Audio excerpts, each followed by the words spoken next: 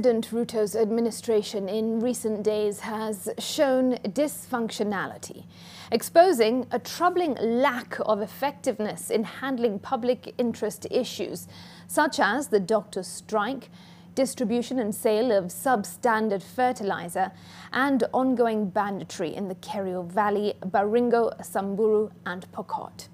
These issues have sparked a revolt within the administration itself, with leaders from Kenya Kwanza now demanding accountability from the president, cabinet secretaries and administrators for their failure to address these challenges.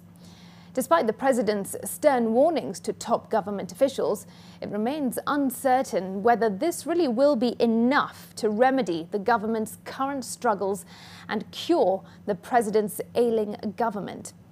Our senior political affairs reporter Melita Oletenges with the context. Secretary.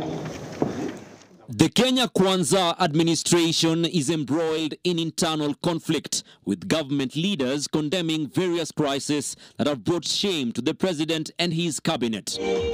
The ongoing bloodshed in the troubled north persists despite efforts to quell the violence. Bandits have escalated their attacks by targeting leaders and administrators, reducing deaths to mere statistics with no tangible solutions in sight.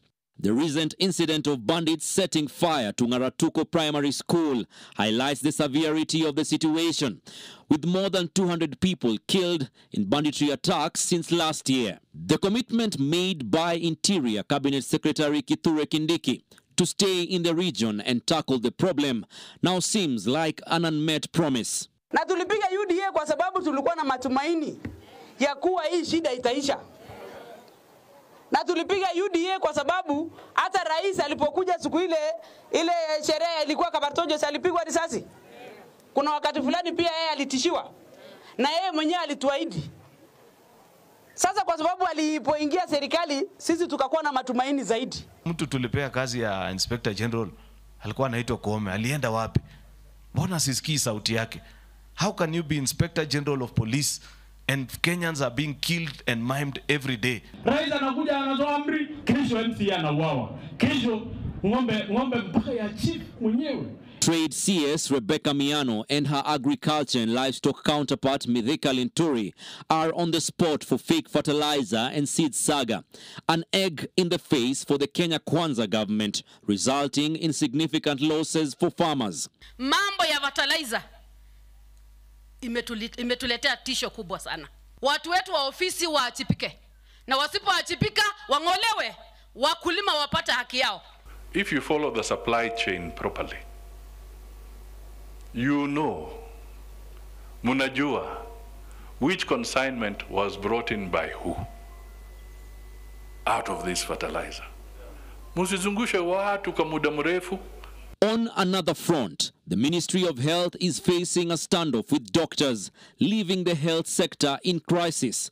The ongoing doctor strike, now in its third week, has seen unsuccessful attempts by CS Susan Nakumicha, Head of Public Service Felix Koskei, and Labour CS Florence Bore to resolve the issue. Kenya as the best In the education sector, Education CS Ezekiel Machogu is under scrutiny for delayed funding to schools and the poor condition of junior secondary schools. Meanwhile, Roads and Infrastructure Cabinet Secretary Kipchumba Murkomen is dealing with a rise in road fatalities. These challenges not only further tarnish President William Ruto's administration's image, but also present a significant test for the president, coming just weeks after he issued a stern warning to his cabinet. Melita Oletenges, NTV.